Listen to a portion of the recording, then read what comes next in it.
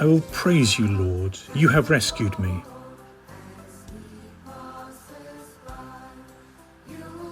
And have not let my enemies rejoice over me.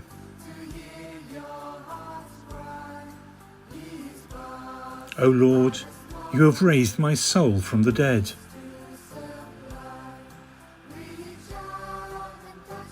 Restored me to life from those who sink into the grave. Sing psalms to the Lord, you who love him. And give thanks to his holy name.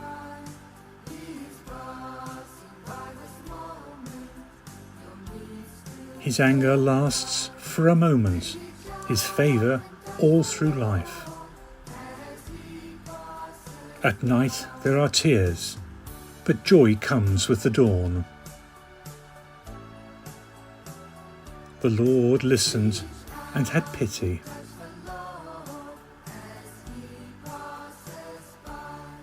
The Lord came to my help.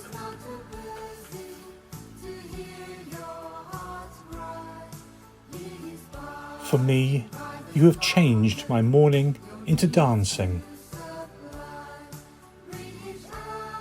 O Lord my God, I will thank you forever.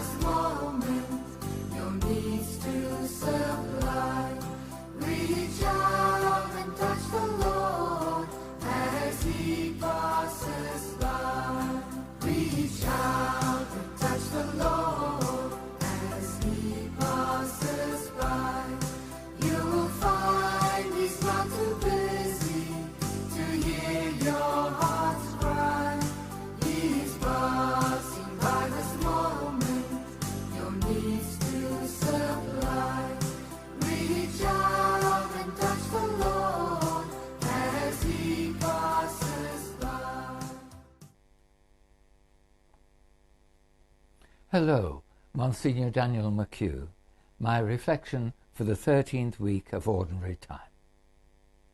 You have the message of eternal life. I remember stories going around in my seminary days that those in the Communist Party in Italy, though avowedly atheist, would in fact take their children quietly for baptism. I thought of this as I read the Gospel for today, and the woman quietly saying, "Even if I touch his cloak, I shall be well again." And Jesus responding to her faith, "My daughter, your faith has restored you to health. Go in peace and be free from your complaint." Her faith in him is what strikes you, and Jesus, though he had not seen who she was at first, knew power had gone out of him. Those of us who place our trust in him are never disappointed. The hymn I chose for the Burning Bush vlog, prepared by a small team and placed on the internet each week to enable people who want to pause for 10 minutes reflection inspired by the Sunday Gospel, is "Reach out and touch the Lord as he goes by. You'll find he's not too busy to hear your heart's cry. He's passing by this moment, your needs to supply. Reach out and touch the Lord as he goes by." Like the woman who touched the fringe of his cloak, believing even that would bring healing, was right. And there is that need to make physical contact that is there in the water of new life in baptism and the holy water we normally take to renew that touch as we come into church. People cherish and reach out to a Bible or a cross, a medal or blessed picture because they believe their prayer will be rewarded with his power flowing to them.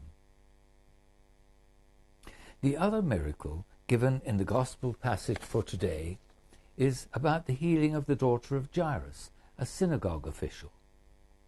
Again, it is his faith that strikes you. This time, the prayer is not for his own healing, but that of his daughter, who is restored to life by Jesus. I was led to reflect on the funeral services that I am privileged to lead.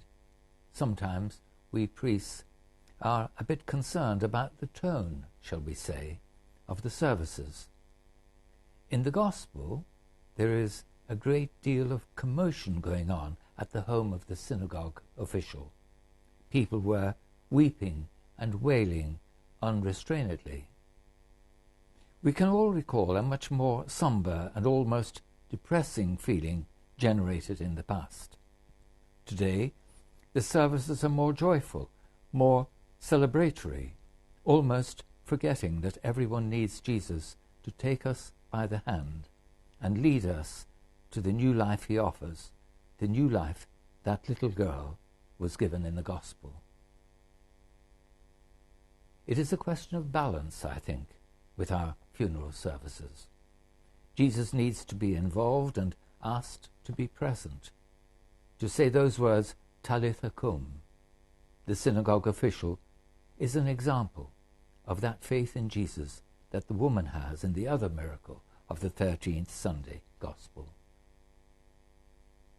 An interesting but brief mention is made of the fact that Jesus, referring to the healing of the young girl, ordered them strictly not to let anyone know about it and told them to give her something to eat.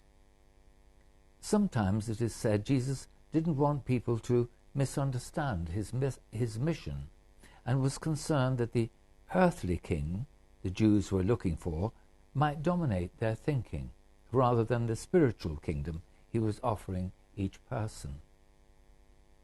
I am sure that was his concern, and the question we are each to answer for ourselves at the end of this Sunday's Gospel is, who is Jesus for me? When I turn to him in faith for what I need, have I the trust of the woman who wanted his healing in her own life, or the trust of the synagogue official who wanted it for his daughter? The saint I reflected on in the podcast this week, Saint Ethelreda of Ely, had a rich royal life before her, but chose to follow him for herself and for others. Lord, increase our faith. You have the message of eternal life.